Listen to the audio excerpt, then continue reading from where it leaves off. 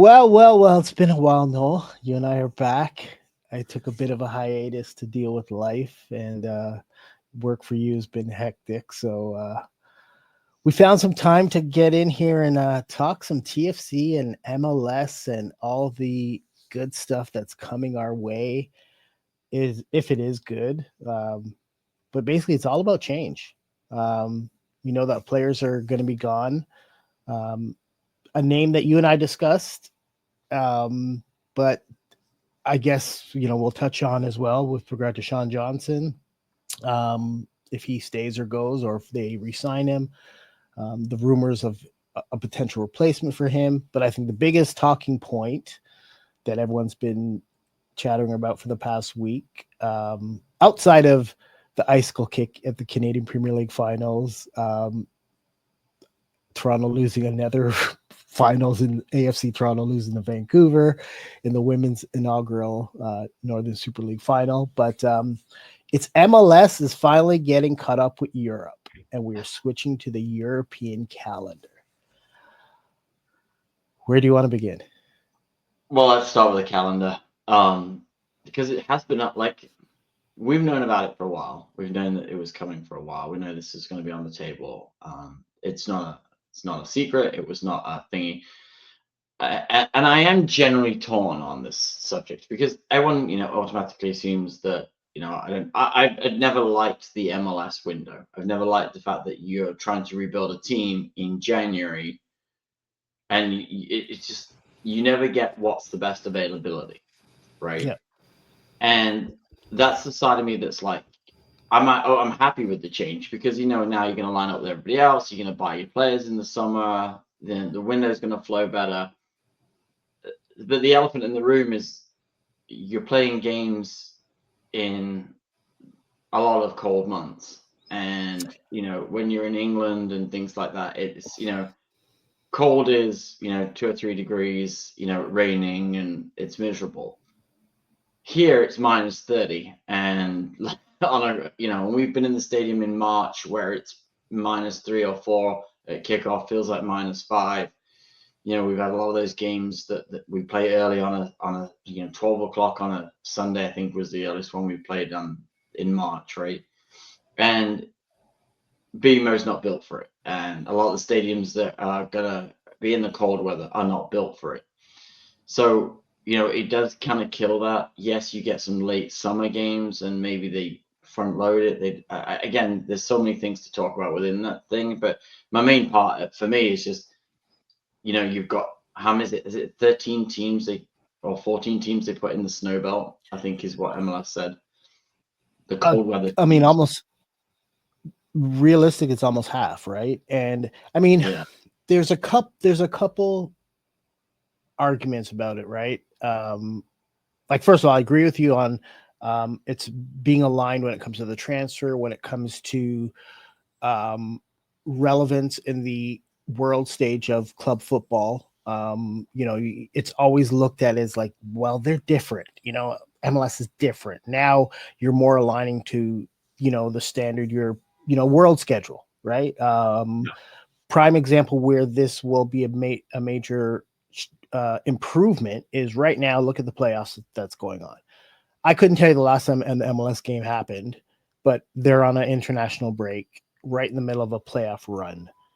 Momentum is important. Momentum's crucial, and it's going to be dragged on into whatever, right? Um, we've also, condition wise, when it comes to playing in late November, which will now be a thing, right? Reality is all we can hope for is we get weather like today, or what we haven't really had bad weather yet, right? Yeah, we had that little snowstorm, that weekend, but for the most part, knock on wood, it's okay to a certain extent, right? Yeah. More so for the players than say for the fan base. But even then, you and I spoke to Eric, and during one of the episodes this summer, and he touched on that playoff run, the championship run, and the yes, BMO Field is heated, but admittedly so, it doesn't really benefit the teams on the pitch, right? It because at the end of the day, like, it's still December, right? So what we're gonna have a break. What they said, what from like mid-December to February. Yeah, Um, I think that's the we plan. will will we overly be affected from what we're used to? No, truth be told, right? Because if our team, goes on a playoff run, which is what we've always wanted as a Toronto FC fan, we're playing games in November. We're playing games in early March because of the CONCACAF, right? So those things aren't something we haven't experienced in dealing with harsh weather, right? It's not nothing new. So do I anticipate it being, low attendance? Of course, but I don't think it's going to be as bad as some people think. And I think they're going to try their best to late November, early what or late February, whenever before they have that winter break. Cold climates will be playing more so on the road, I would assume, because it would only make sense, right? You Yeah, will have the odd home game, and you can't avoid it, but the league will have to adjust because it's not like you only have 3 or 4, you have 13. That's almost half of the teams. yeah, yeah. I just think, you know, like I was, I was obviously in Green Bay a couple of weeks ago, and it was, a few degrees above freezing. Um, and I had more layers on than I cared to wear, which that's, going to be part of the course now, right? Back to BMO. We've been in BMO in, December 7th. I can still tell you how many layers I had on for the MLS Cup final. And yeah, the warmest place in BMO is the washroom because it's the only place that's got a heater. Again, Will it's that just, change? will well, yeah, will will that's they be forced that's to kind of what make you some need to, kind of yeah, some sort of heating system somewhere around, or put like warm points in. Like, I don't know what the club's going to do. But yeah, like again, you kind of adapt, but it does kill a little bit of that. We always talk about, we talk about the season tickets and we talk about selling tickets and stuff like that. A lot of people come to TFC right now, even though they suck, even though we've been rock bottom for the last 5 years, because in the summer it's still a good day out, right? It's still a good Saturday afternoon, go and have some downtown? some beers downtown, and then Yep. go in the stadium and watch the 7 o'clock game. And you know, there's not a lot going on in the city because if the Jays aren't playing, there's not a lot going on really. So from a sporting, Sport. so Well, you are yeah. killing that crowd that currently is propping up the club. Everybody else is turning in season tickets like crazy. And yeah, as we talked about this on Toronto Till Live, we know the club's not overly happy with what's going on with the ticket numbers. This isn't going to help, I don't think, at all. And I think No. and it's not like we're sitting here talking about it as like, yeah, they'll do this, they'll do this, they'll do this. But if you're not fully ingrained in all the things that's going on within TFC, if you hear that you're like, they're playing games in March, I'm out, you're not going to get the cap. And even in April, like we've seen it, we like the attendance numbers, you can probably pull them by month. And March, April, even early May, it's not overly busy at the stadium. And I think unless TFC is in a really good place in that season, you're gonna struggle to put bums in seats. And the problem is you're already losing a lot of seats.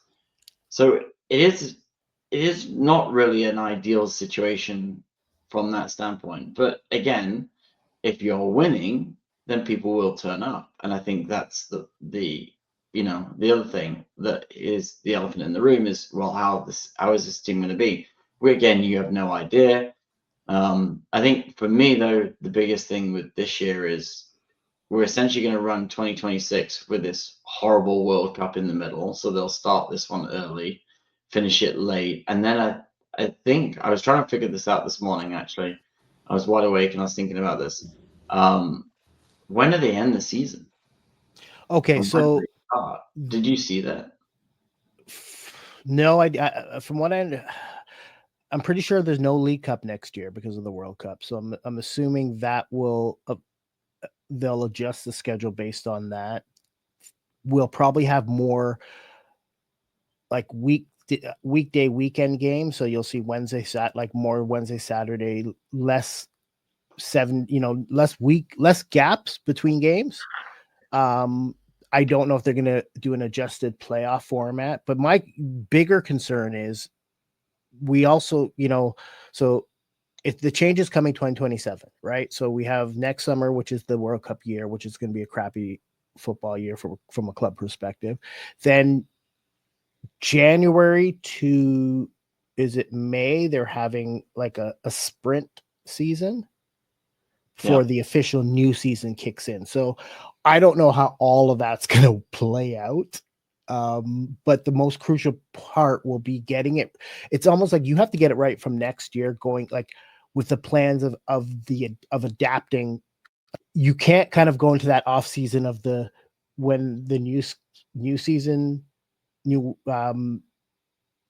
June or July season or August season starts. You actually have to be fully prepared from next year, know what your roster is going to look like, how you want to kind of, I guess, figure things out, right? Like, because it's not changing schedules changes everything. Some players won't want to play in a cold climate during, a good chunk of their season, right?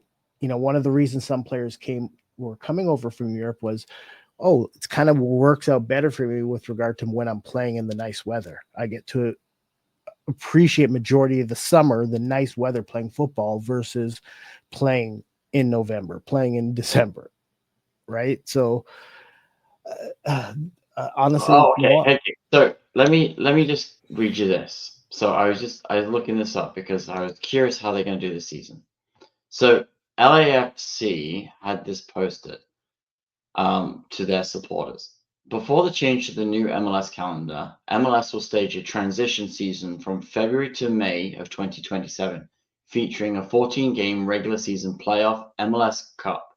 This result will determine the 2027 qualification for the Lamar Hunt US Open Cup, the Canadian Championship, Leagues Cup, and the CONCACAF Champions League. When the newly adopted calendar is fully implemented in the summer of 2027, the league's athletes are among those who will feel the benefits. Okay, so I just saw a big slap in the face to the Canadian Premier League. Because you're basically saying that everyone else is going to have to figure it out and work based on our schedule right? Yeah, I hadn't heard this, but again, like I said, either have I. Before I've been so disconnected with everything because of just work and stuff. But so let's just go back to that line. MLS will stage a transition season from February of 2027 to May of 2027. So we're having a mini season. Yeah, like so a sprint, like that's what I heard. Like some kind of like, I don't know what the purpose of that. I guess just because you don't fit. You can't have like a 6 month figure out this morning. This is what I was trying to figure out this morning. How do you finish in let's say November, December of 2026 and then not start till the summer?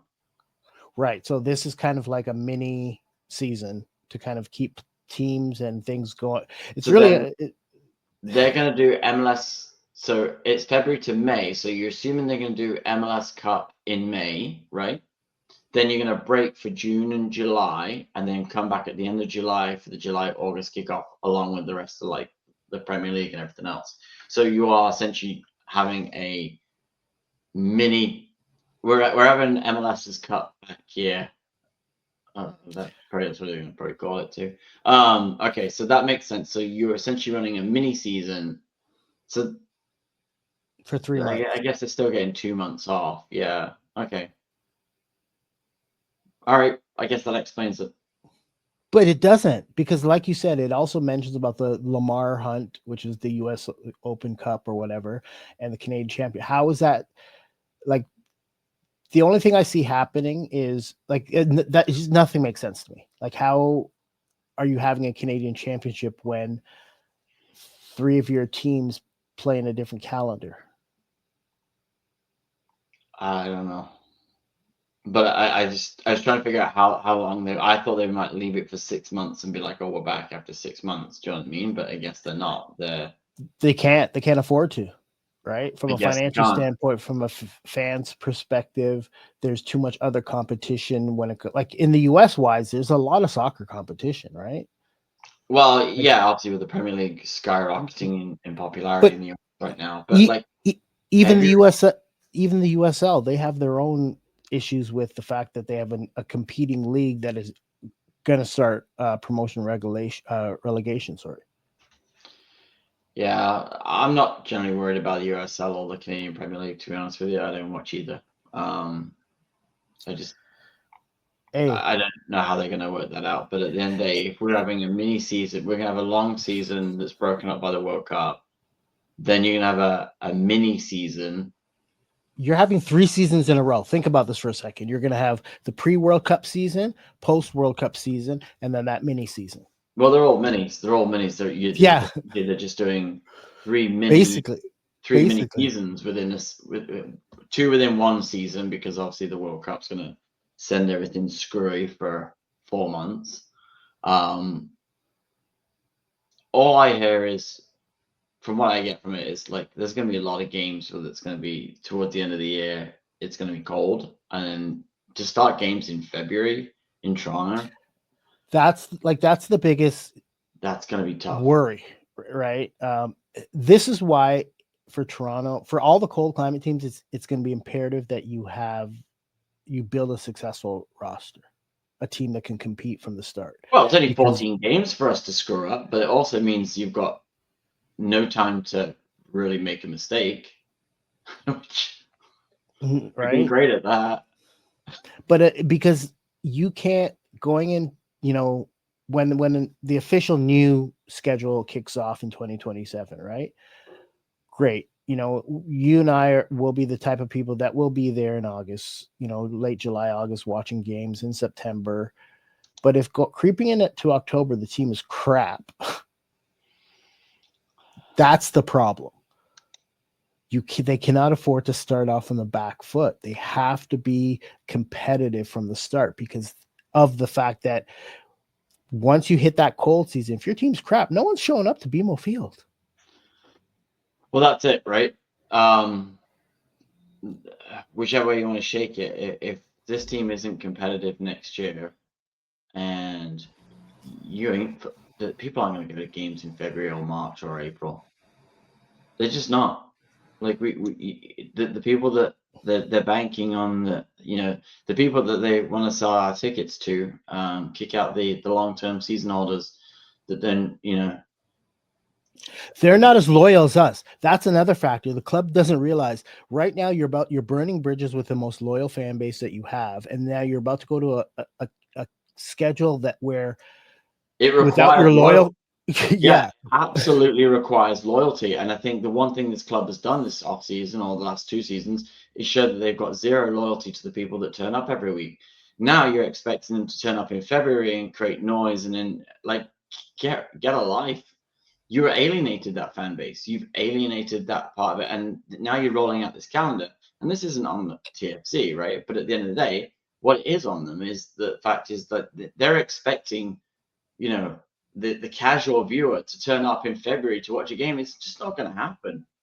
It's hard enough when it's it's just a regular game that's in the cold. No one turns up. yeah. And you and I have been there on those cold March days where somehow there's 18,000 cycles like us freezing our tail off supporting that team. But I think those days are going to be numbered because, as we know, we see the exodus on the season tickets, right? And the club's not going to come out and say this, they're concerned, but the fact is that they're rolling out various things to try and drum up things, but there is no interest, there's no support for they're saying they've got a wait list. I think the wait list makes me laugh the most. The club or MLSE has added a third tenant officially. Right? Because they need money.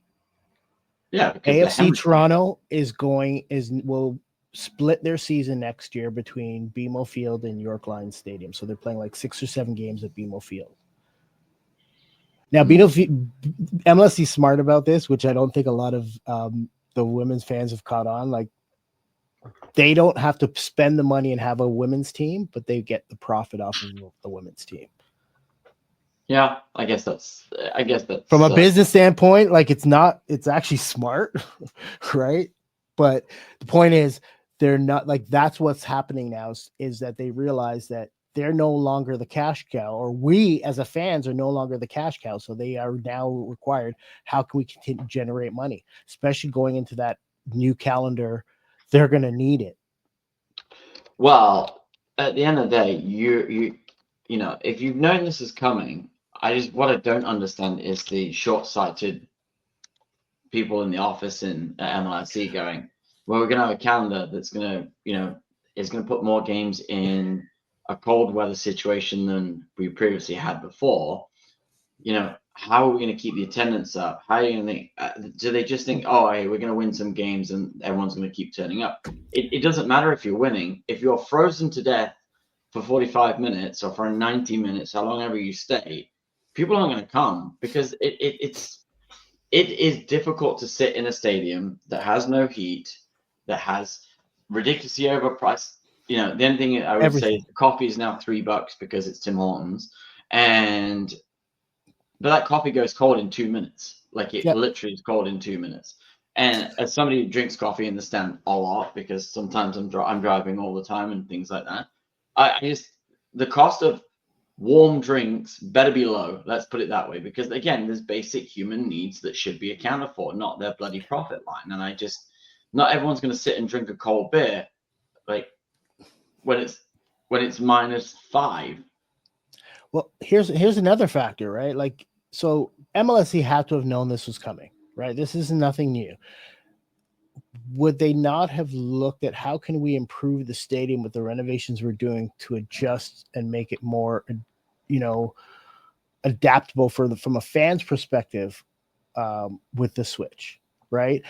I don't know what can be done with regard to infrastructure to you know, bring in some kind of warmers, or, you know, something that blows some kind of warm air to the fans. Like, I don't know what it is, but that place, they can't continue. It's the wind that gets you in BMO. Like, and if anyone that hasn't been in there and hasn't sat in there, when it's windy, it's the wind that gets you.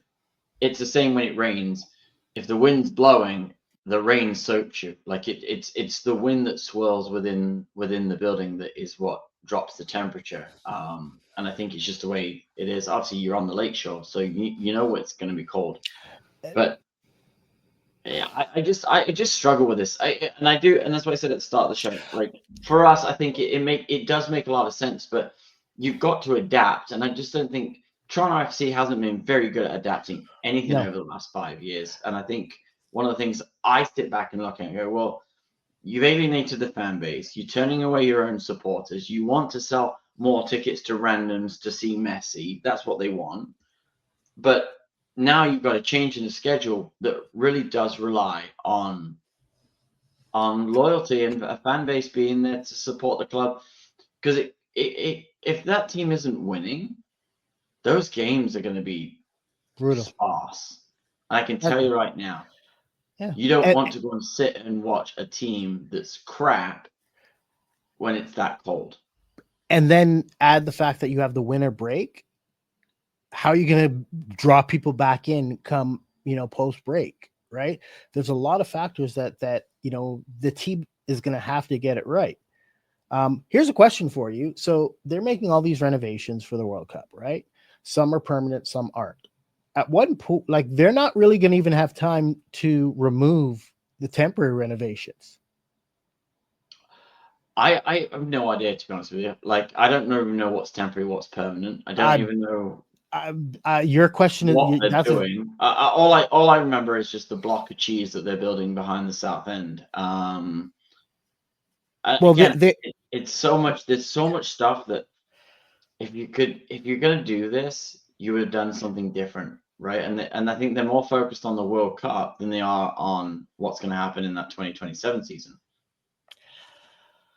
Which is fair, because that's what's coming. The world's coming. The world is coming. That's what I'm getting at. Like, there's only so many things we can say or do, but the World Cup is coming. You're going to have all eyes on a city that, let's be honest, like it's going to be chaos, because at the end of the day, Toronto traffic. Like I moan about this all the time, and anyone that listens to me talk about it, like trying to go to Toronto at any day of the week or any time of the day is bad, and you're going to cram 2, 3, 400,000 extra people into a city for a game is going to be, I don't know, man. Like it's going to be gridlock. So I don't know what they're keeping permanently. I don't know what they're doing, but I just think it's just a little bit.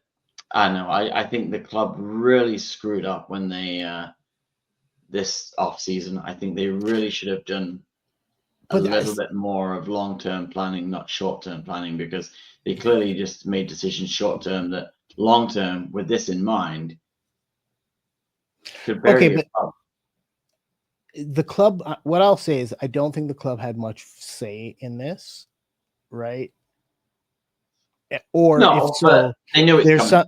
But there's also a positive, like, you know, I wouldn't be surprised if there's some under the table deals that is, you know, some, I don't want to say money changing hand, but with so many cold climate teams that's going to be affected, you would think some concession is going to be given to those teams to, you know, I think it's going to let them play around with the schedule. I think they're going to try and make sure that it's at the best possible time for the best possible games for the best possible weather. I do think that's going to happen. I do think there will be some, you know, transitions where maybe let's play all the games in Florida. Let's get all the games like that where we'll be in March.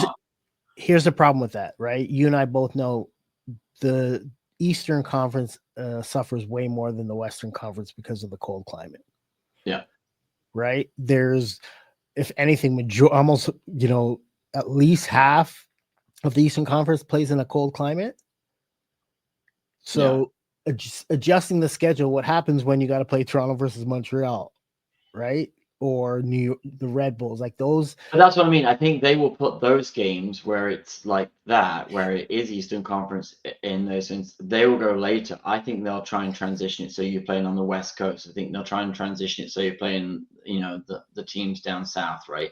I think that's where the concessions will be. And I don't think for a minute they will want to put that many games on. We've seen it before when we had this modified schedule for after COVID and all those kind of things, where they're like, look, we had to play this game against, I still remember that Colorado game. I think it was 2018, where after MLS Cup, we had to go and play Colorado, and it was like -5. It's the coldest game. There was like 10 fans in the stand, and we won 1-0 in Colorado or wherever it was. But like, they're going to play those games and they have to. But I think for the most part, what they'll do is they'll just try and figure out the schedules where you're on the West Coast or you're down south for those really cold months. And then you could just have a backloaded home schedule, which is, you know, again, we've seen it this year.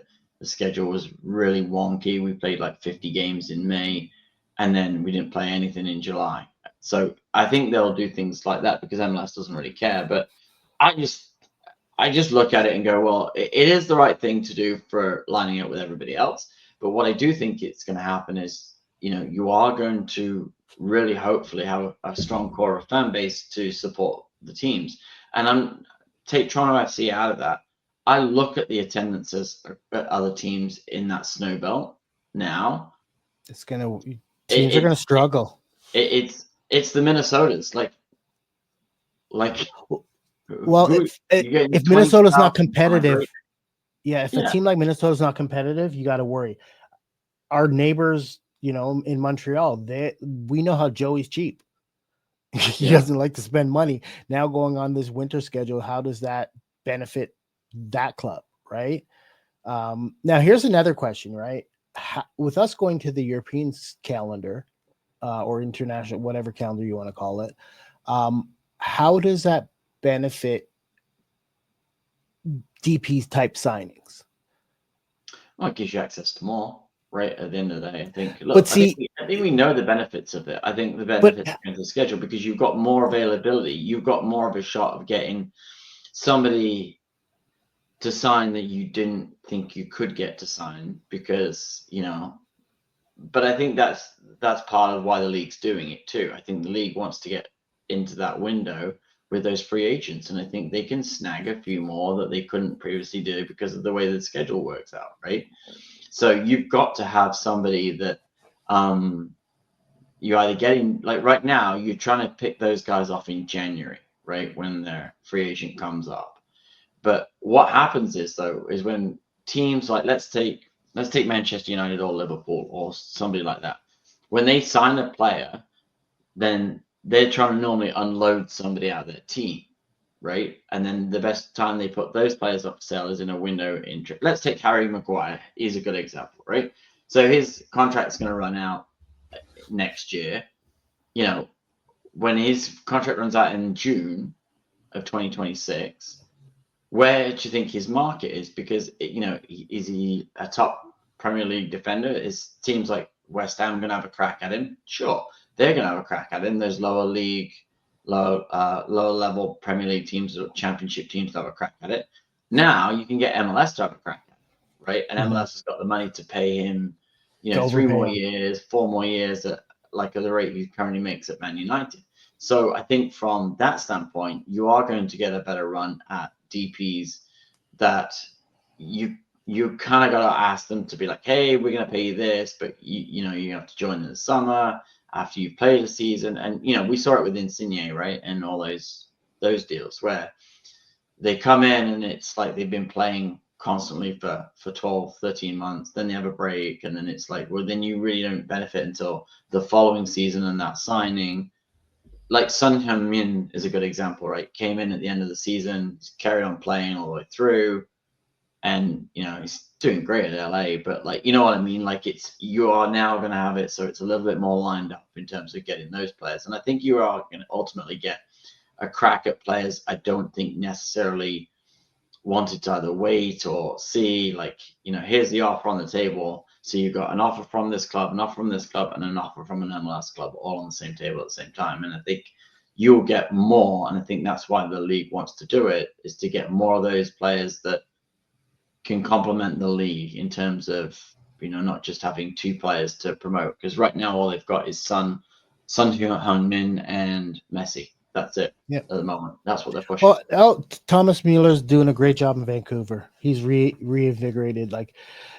In many ways, Vancouver needs to win this year in order to capitalize on everything, right? Yeah, I think that's because fair. The window's short, and that there are other teams that will retool. Inter Miami is going to go for one last run with Messi if he doesn't try to go back to Barcelona. He ain't going back to Barcelona.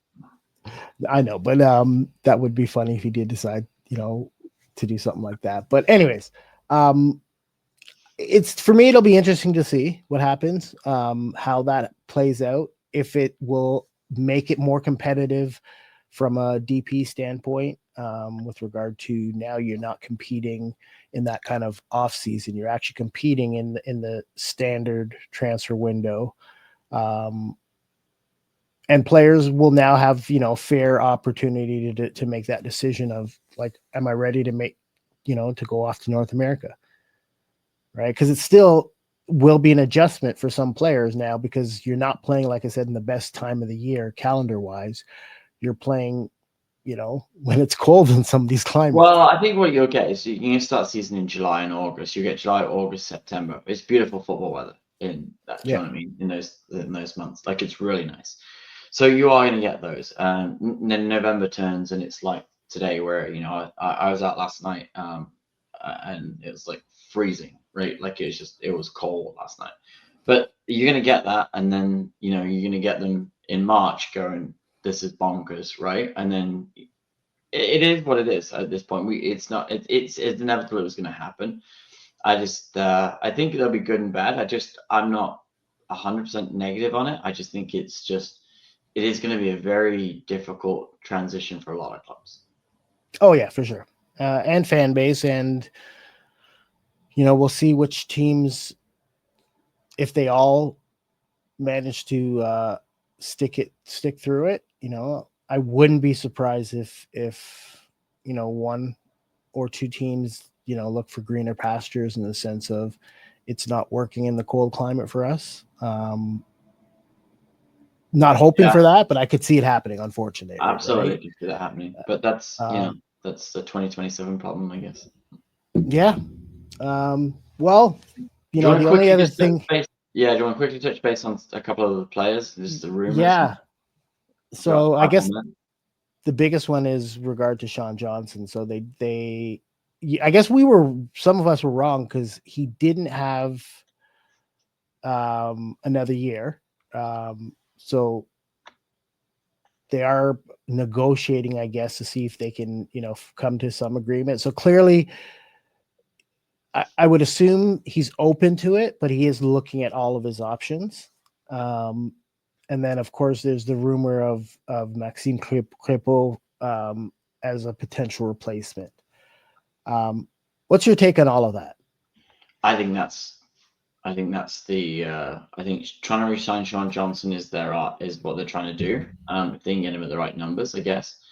I think Maxime Crépeau to TFC, I think, is fairly obvious. If they don't sign Sean Johnson, we have this fascination with let's get all the Canadian men's national team onto TFC. I don't really understand that obsession. I find it stupid. Because that means every time there's an international window, half your team leaves. I've said it before, I've said it again. I just don't. I get that everybody wants to see players that play for Canada play for TFC. That's great.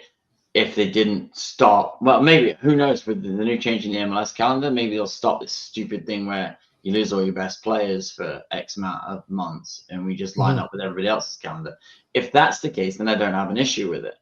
But if on the current format where you're in July, you're trying to play a game, but Canada's playing in the Gold Cup, like the Why Bother Cup, and then you're like, well, wait, we haven't got Richie Osorio, Crépeau, and then whoever else, and then like, but we're trying to win a game in July, and then they're all at the Gold Cup again, which has drove me nuts for years. And I think if you listen to me talk about this, I find the Gold Cup the most pointless tournament in the world. We're gonna have to talk. Let's actually get back to that in a second, because that actually. I just think that we're obsessed with getting Canadian men's national team players. Like take the national team thing out of it. I like Crépeau. I do like him, but it's an obvious Toronto FC move. It's about as obvious as my nose on my face with this club. Here's what I'll say on this. If Sean Johnson doesn't resign, you're right. It's kind of a no-brainer of bringing in someone who's got the experience, who will help Gavrin. But I think what this would do is transition him to the starter a lot earlier than maybe, at least a year earlier than they would have if they have Sean Johnson, right? Now, what I will also say is, I think Maxime Crépeau's time with the national team is going to start to see a reduction after this next year's World Cup. I think we can all say he's guaranteed 1A, 1B with Dane St. Clair. But the fact that they now brought in this young Goodman, 21-year-old keeper, playing League One, and he's all things, all signs pointing that he's a solid keeper. Like Nigeria wanted him. I think at one point he was part of the English youth system, but he is, looks like he's a talent there. There's still other, I'm sure there's other young keepers that could easily come up in the next year or two that we don't know of, right? So for 2030, I don't think Crépeau will be in the picture. Right. So with that being said, I can see why they would look at all right, bringing in a veteran who can help Gavrin adjust into that number one role, where moving into this calendar switch, where we're not missing out on our players on international break because we're now adhering to that calendar. We'll see how things go, but I think I could see that happening just because from a business standpoint, I can, You know what? We're so piss poor at marketing.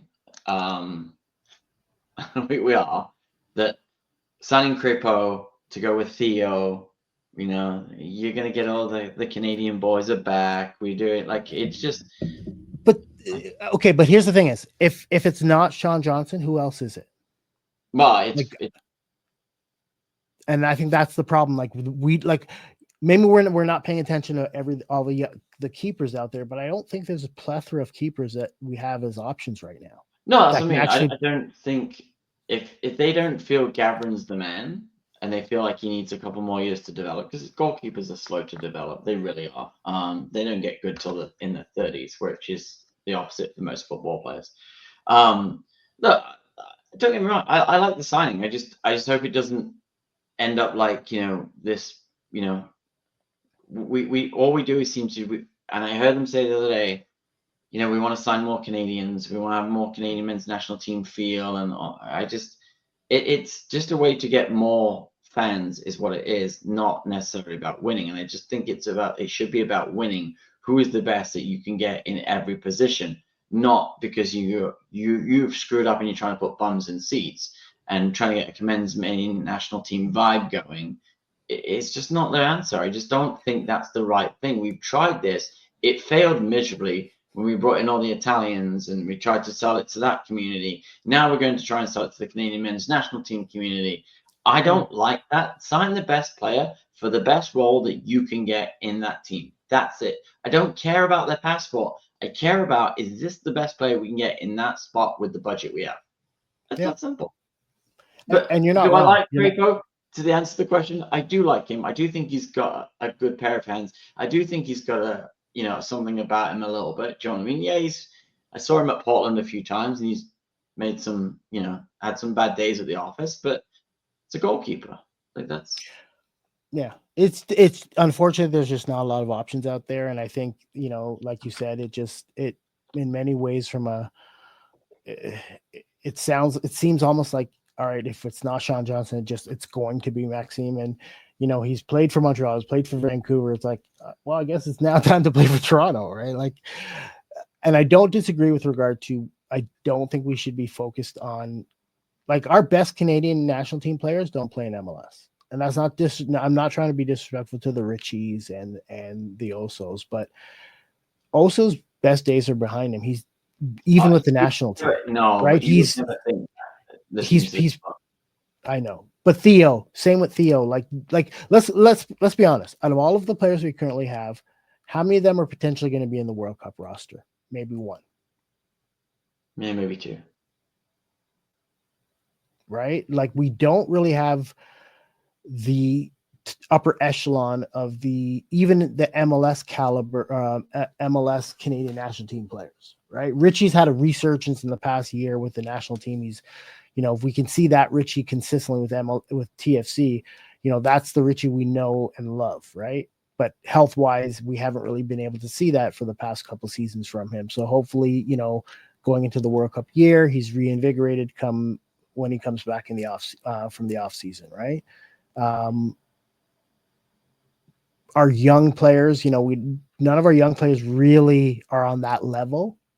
Luca's had a couple training camps with the national team more as a practice player, which is good for his development, right? Being around top quality players like that. But at the same time, we don't really have anyone in our pipeline that is, up and coming superstar. Nope.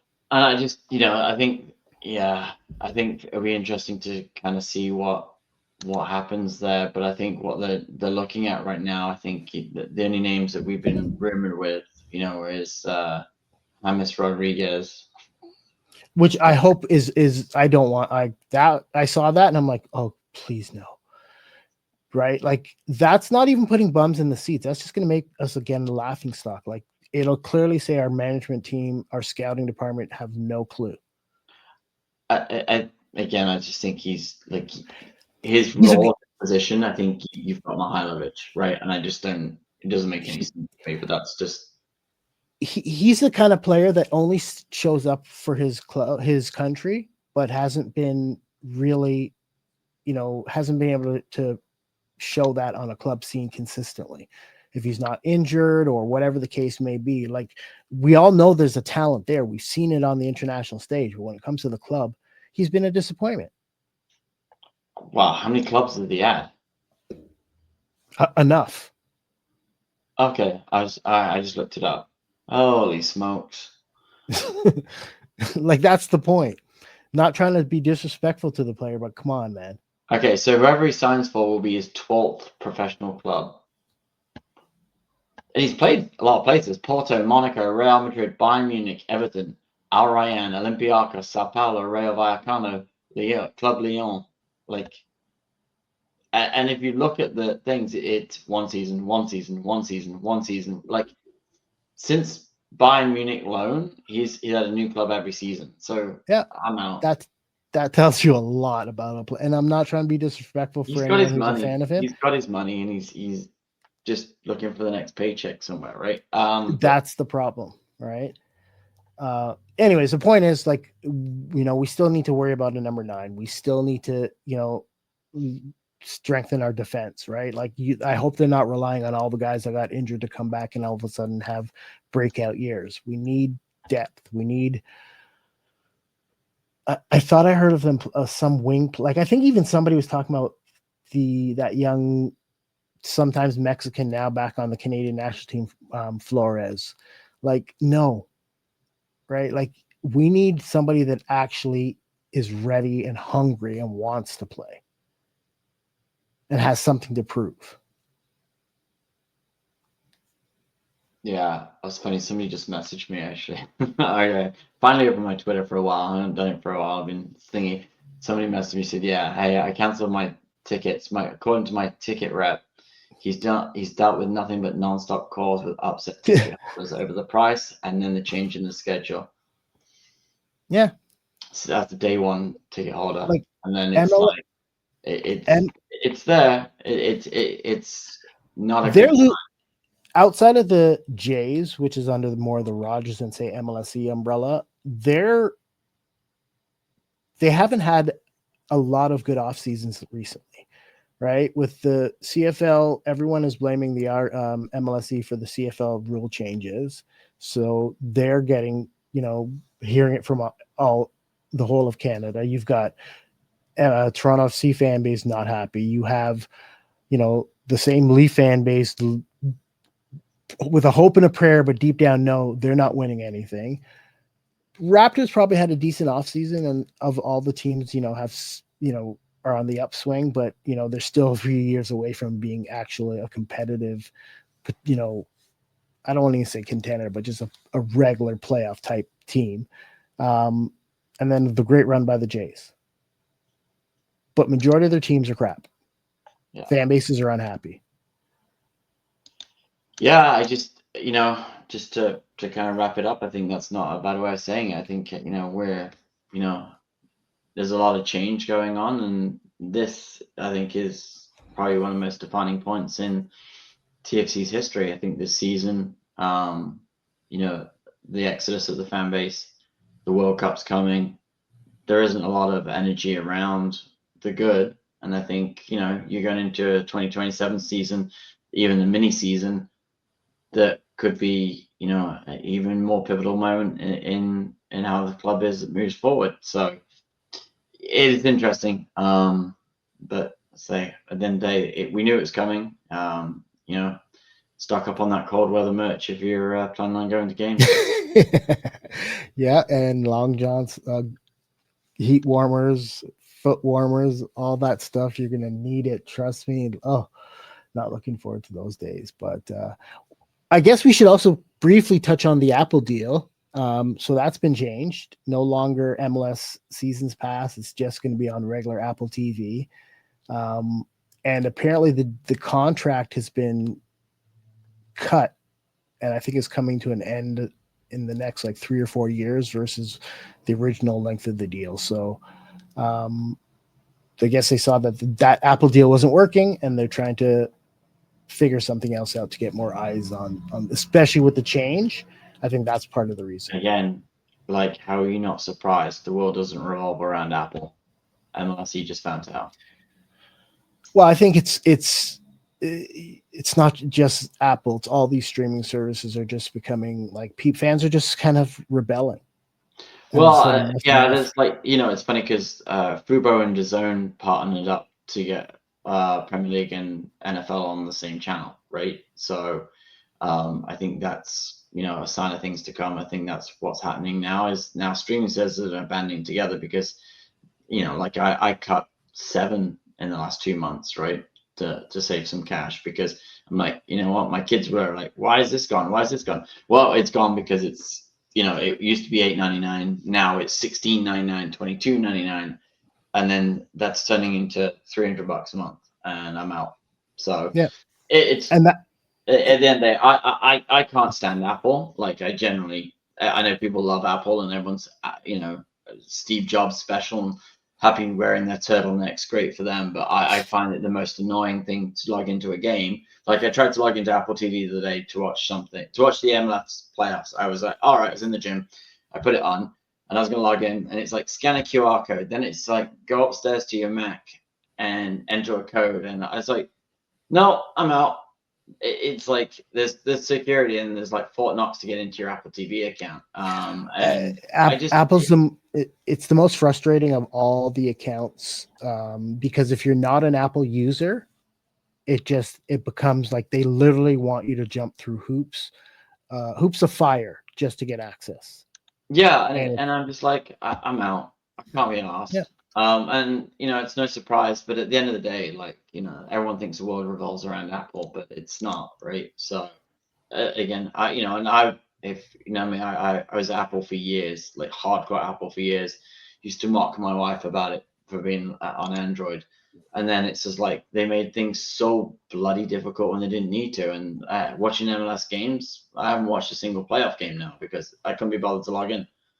Yeah, It's like 15 codes, 3 scans, 2 QR codes, and it logs me out every week. So it's like about as much fun as pulling teeth. And people don't want to pay $15 to watch TFC lose. no, right? And it just wasn't worth it. And even if you're a casual football fan, you want simple access.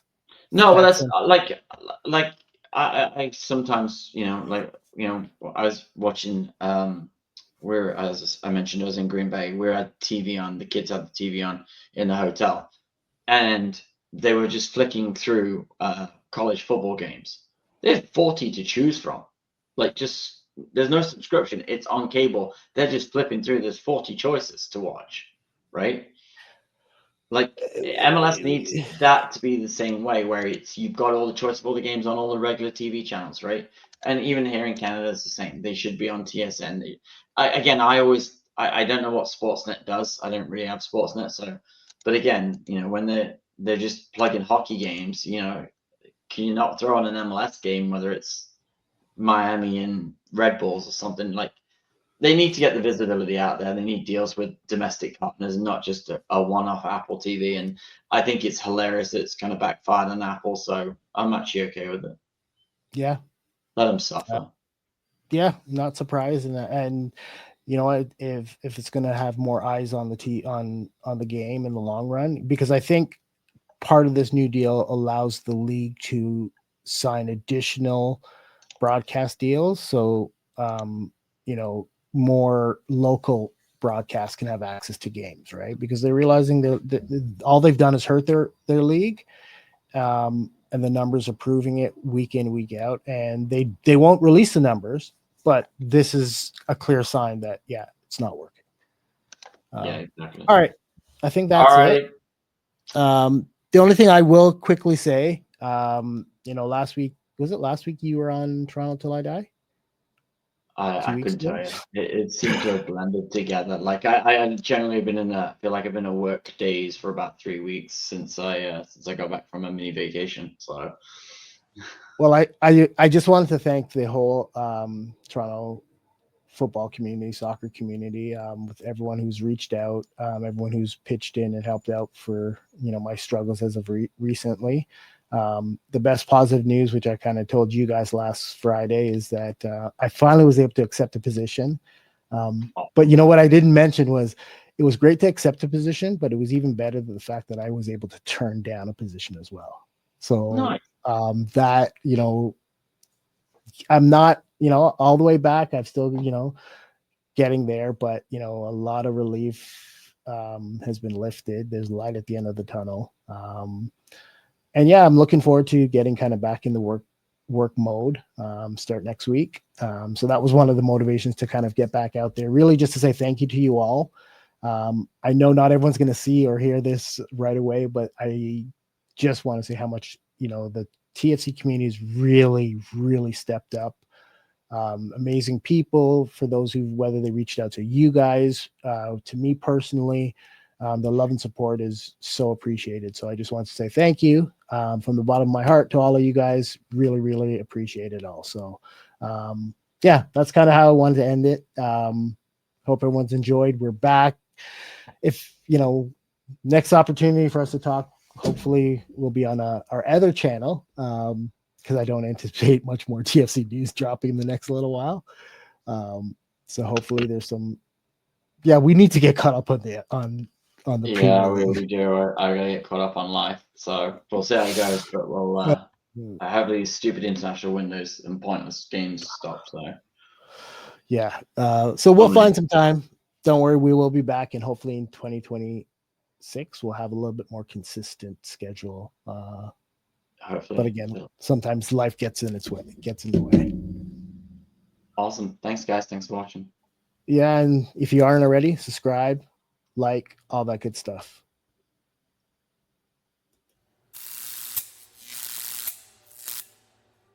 Like what you hear? Smash that like button, subscribe now.